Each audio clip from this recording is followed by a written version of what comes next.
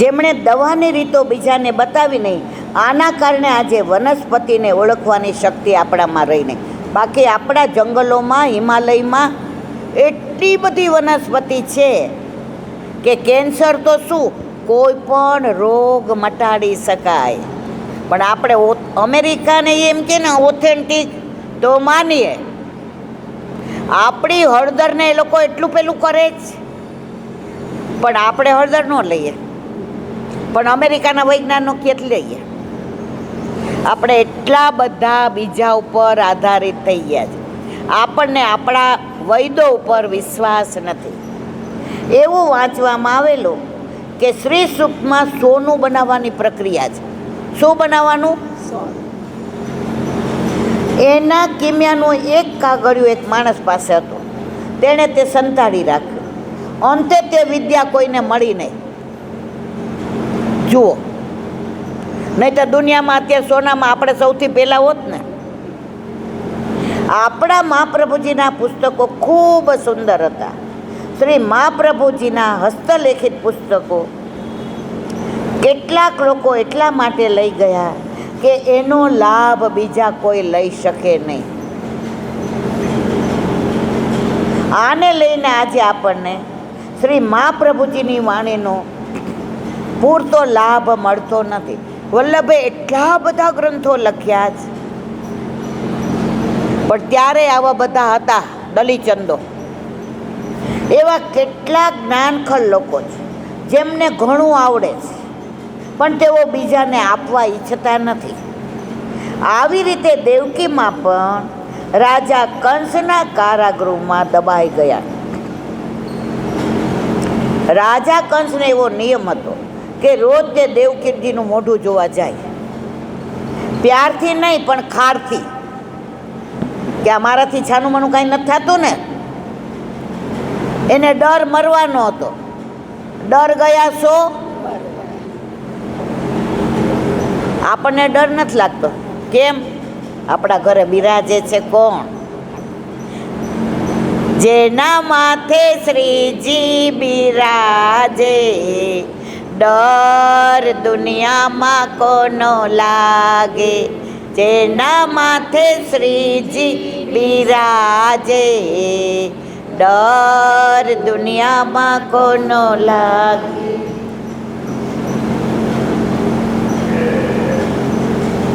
પ્યારથી નહીં પણ ખારથી તે મૂછો આંબળતો, હાથમાં ખુલ્લી તલવાર સાથે પગ પછાડતો કારાગૃહમાં આવ્યો તો ખરો, પણ કારાગૃહમાંનું તેજ જોઈને એની આંખો અંજાઈ ગઈ.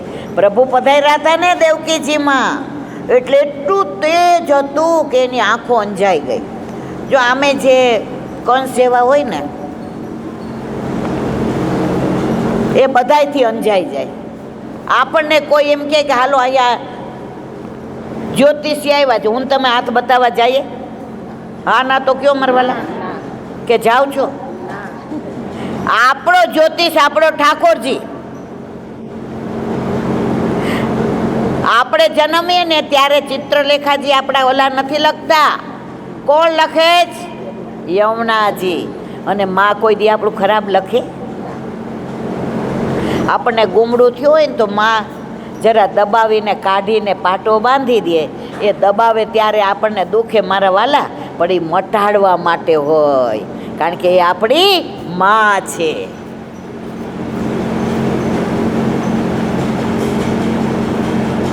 જેના અંતઃકરણમાં શ્રી હરિનો આવિર્ભાવ થાય છે, તેની સામે કોઈ પાપ દ્રષ્ટિ આંખ ઊંચી કરી શકતી નથી. એ માણસ એ સમયનું પાપ ડંખે છે. કંસને કેમ બીક લાગે છે?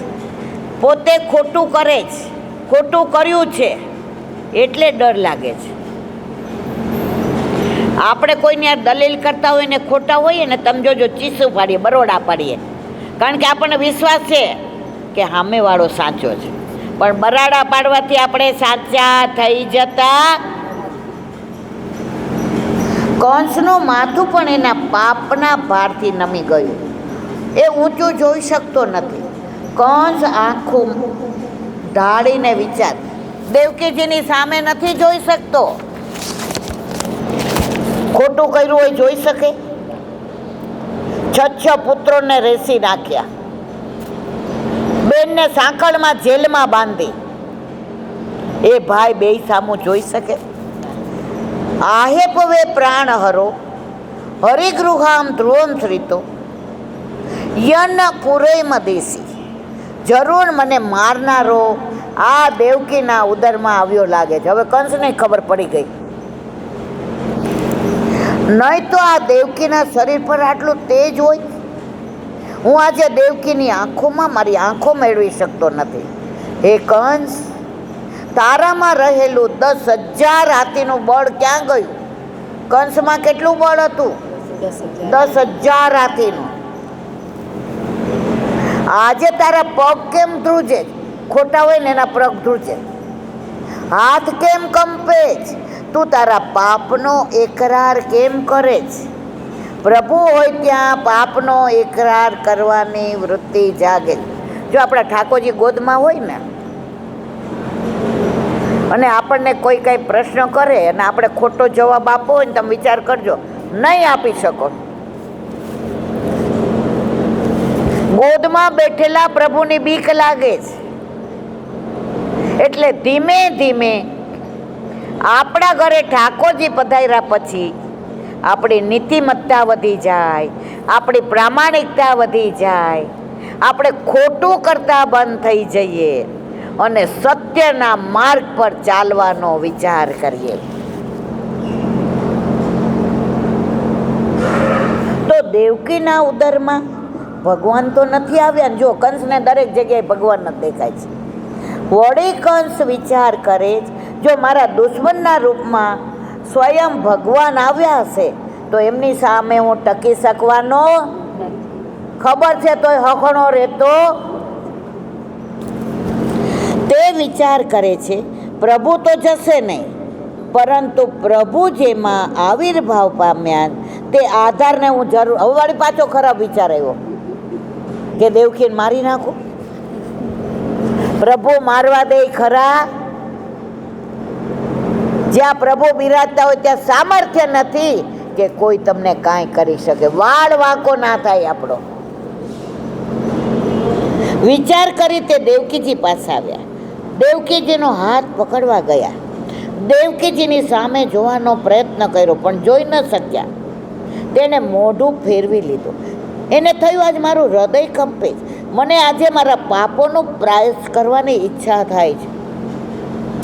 દેવકી, મારે તારો વધ કરવો છે પણ મારાથી થતો નથી. દેવકી, તારામાં કયું તત્વ પ્રવેશ્યું છે જે મારા હાથને રોકી રહ્યું છે? પ્રભુજી પધાર્યા ત્યાં સામર્થ્ય જુઓ તમે. દેવકીજી હસતા હસતા ઊભા હતા. તેઓ કહે છે, ભાઈ, તે મારા 6 દીકરાને તો મારી નાખ્યા, તારી સામે હું ઊભી છું, મને ખુશીથી માર. મને હવે તો શું કોઈનો, તારો નહીં પણ કોઈનો ડર નથી.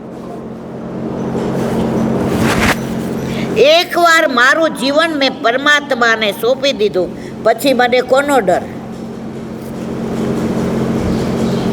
આપણે આપણા ઘરે આપણા માથે બિરાજતા આપણા ઠાકોરજીના થઈ ગયા પછી આપણી જવાબદારી આપણી કે ઠાકોરજીની? સાચું કહો છો ને? કરી તો જુઓ રે કોઈ, કરી તો જુઓ મારો વાલો જે કરે તે કરી તો જુઓ. બહુ લાંબુ છે પણ કે છે ફૂલમાં ફોરમ કોઈ ભરી તો જુઓ, આકાશને અધ્ધર કોઈ રાખી તો જુઓ. છેલ્લું સરસ છે, પંચતત્વનું આ પૂતળું બનાવ્યું, પાણ તે માતે કોઈ પૂરી તો જુઓ મારો વાલો જે કરે તે કરી તો જુઓ. કરી તો જુઓ રે કોઈ, કરી તો જુઓ મારો વાલો જે કરે તે કરી તો. પણ આપણામાં પ્રભુ ઘરે બિરાજતા હોય ને એટલે એક જોમ આવી જાય. એક વૈષ્ણવને એનો દીકરો એવું કહેતો હતો, એ કે મમ્મી આપણે ઘર ઠાકોરજી બિરાજો, બધી વાત છે, પણ મારા ભાઈબંધના ઘરે શંકર ભગવાનનું એટલું સરસ ચિત્ર છે, હું ઘરે લઈ આવું, ઠાકોરજી રૂમમાં પધરાવું. એની માં કે મારી એક શરત, લઈ આવ. એ કે હું આજે મંદિરે ગઈ હતી ને બેટા, તો એક દીકરો મને કહેતો હતો, આંટી તમે એટલા સરસ છો, એવું સરસ બોલો છો, તમે મસ્ત કપડાં પહેરો છો, તો તમે મને દીકરો કરો ને હું તમારા ઘરે આવું. સમજાણું કે નહીં બધાને? તમે કાંઈ રિસ્પોન્સ ન આપો એટલે મને એમ થાય હું ગાંડી છું. તો હું એને લઈ આવું, તું એની કોકના દીકરાને થોડા લઈ આવાય. તો આપણા ઘરે બિરાજ તો આપણો ઠાકોરજી છે ને, પછી બીજા ભગવાનને લઈ આવવાની જરૂર સમજને વાલે ના સમજેવો તમે જ કહો છો. ચલો હવે આપણે કંસ દેવકીને પકડવા જાય છે પણ પકડી શકતો નથી. તે પોતાની વાત ઉપર ક્રોધ કરે છે, પણ તેનો ક્રોધ દેવકીજી ઉપર નથી ઉતરતો, પોતા ઉપર જ કરે છે. આમ દાંત ભીસે છે, પણ દેવકીજીને કશું કરી શકતો નથી. તે માત્ર ઊભો ઊભો હાથ મસેડા કરે છે. માણસને ઘણો ક્રોધ ચડે ને ત્યારે હાથ મસળે. કંસને શું કરવું તે સમજાતું નથી. તે કારાગૃહમાંથી પાછો ફર્યો, મહેલમાં આવીને પલંગ પર બેઠો, પરંતુ નજર આગળ તો કારાગૃહનું દ્રશ્ય જ દેખાય છે. દેવકીજીના મુખારવિંદ ઉપર લસરસતું તેજ જ તેને દેખાય છે. અહીંયા બેસે. તેને વારે ઘડીએ નારદજીના શબ્દો યાદ આવે છે. કંસ વિચાર કરે છે, મને કળ કેમ પડતી નથી? મારે બેસવું છે પણ હું બેસી શકતો નથી. હું કેમ આકુળ વ્યાકુળ થઈ ગયો છું?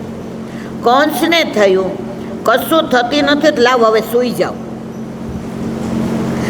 ચાદર ઓઢીને સૂઈ ગયો, પણ ઊંઘ આવતી ક્યાંથી આવે? તે કામ જ એવા કર્યા છે.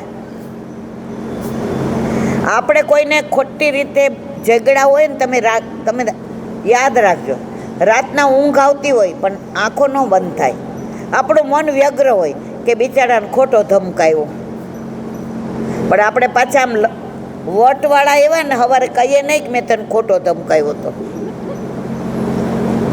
કહી દઈએ તો એ રાજી થાય ને આપણે થાય. કોને કોને ઊંઘ ના આવે તે જાણવા જેવું છે. શોકાતુરને ઊંઘ ના આવે, ભયાતુરને ઊંઘ ના આવે, કામાતુરને ઊંઘ ના આવે, લોભાતુરને ઊંઘ ના આવે, પાપથી ભરેલાઓને ઊંઘ ના આવે. કંસમાં બધા દોષો ભેગા થયા, તેથી તેને અનિદ્રાનો રોગ. પણ ત્યારે ઊંઘની ગોળી હતી નહીં મારવાલા.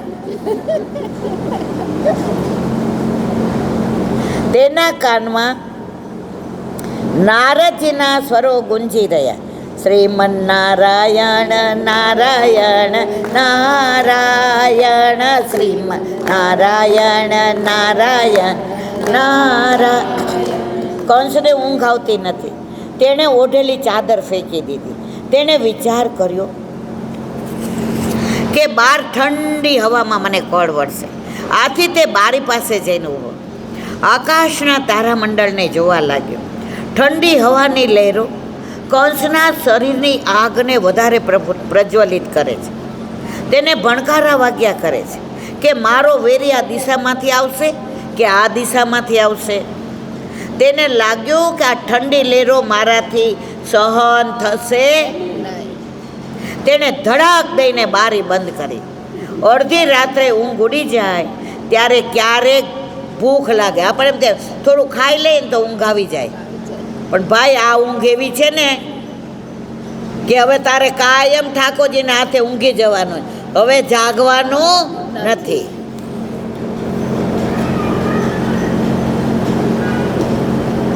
અથવા તો ક્યારેક ભૂખ ચાલી જાય. તેણે ભોજન સજાવવા હુકમ કર્યો.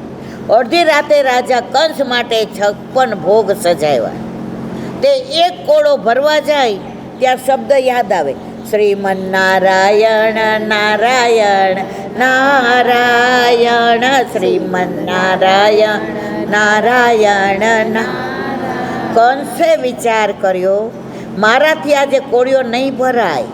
એક એક કોળિયામાં એને દેવકીજીનું તેજસ્વી મુખ દેખાવા લાગ્યો. એનું મુખડું કંસના દિલમાં જન્મ જન્મનું દુઃખ પેદા કરે. તે થાળી ફેંકીને ઊભો થઈ ગયો. અન્નનો એણે અનાદર કર્યો. એટલે ઊંઘ નથી આવતી, નથી ખવાતું, નથી બેસાતું ને નથી ઊભું રહેવાતું. જ્યારે કશું ન બને ત્યારે માણસ આટા ફેરવા વારવા લાગે. તે પણ એના ખંડમાં પલંગડી ચારે બાજુ આંટા મારવા લાગે. તે જોર જોરથી બબડવા માંડ્યો. જો એને ભગવાનનું નામ લેવું નથી, પણ નારદસિંહ શું બોલતા હતા? શ્રીમન્નારાયણ નારાયણ નારાયણ, શ્રીમન્નારાયણ નારાયણ નારાયણ. ચાલતા ચાલતા કંસ ધીમે ધીમે ભાન ભૂલવા લાગ્યો. જ્યાં જ્યાં નજર નાખે ત્યાં ત્યાં નારાયણનું ચિત્ર દેખાય. ઓલા કલાપી કહે છે ને, જ્યાં જ્યાં નજર મારી ઠરે યાદી ભરી છે આપની. હવે આ કંસ કે મારો એવો જ દશા છે. ત્યાં ત્યાં નારાયણનું ચિત્ર દેખાય. આંખો બંધ કરે તો પણ નારાયણ દેખાય. અને મનમાં બળાપો કરતો જાય ને બોલતો જાય, શ્રીમન્નારાયણ નારાયણ નારાયણ, શ્રીમન્નારાયણ નારાયણ નારાયણ.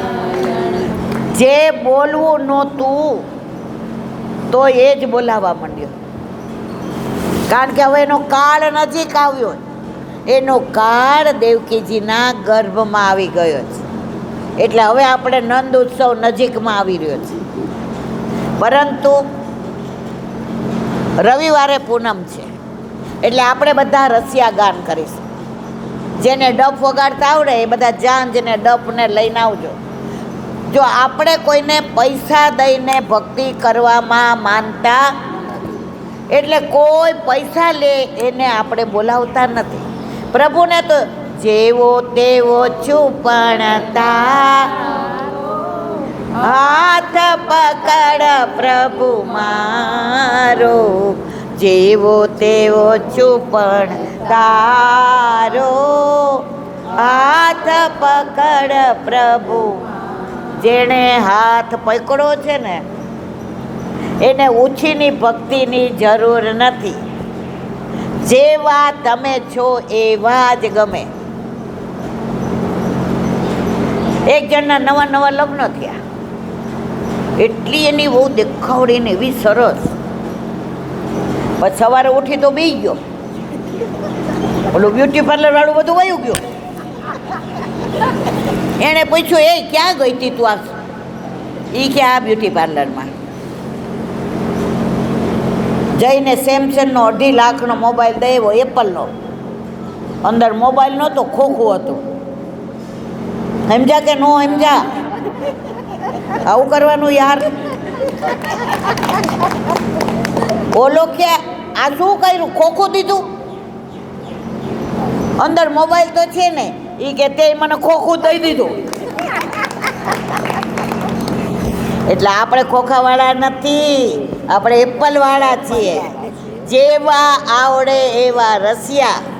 રસિયા કો નાર બનાવો રી, રસિયા કો, રસિયા કો નાર બનાવો રી, રસિયા કો. વાકો જસુમતી આગે ન જાઓ, વાકો જસુમતી આગે ન જાઓ રી, રસિયા કો, રસિયા કો નાર બનાવો રી, રસિયા કો. એટલે રવિવારે પૂનમ, પછી 15 દી વયા ગયા, 15 દી રહ્યા. સારા દિવસો જાતા વાર નથી લાગતી.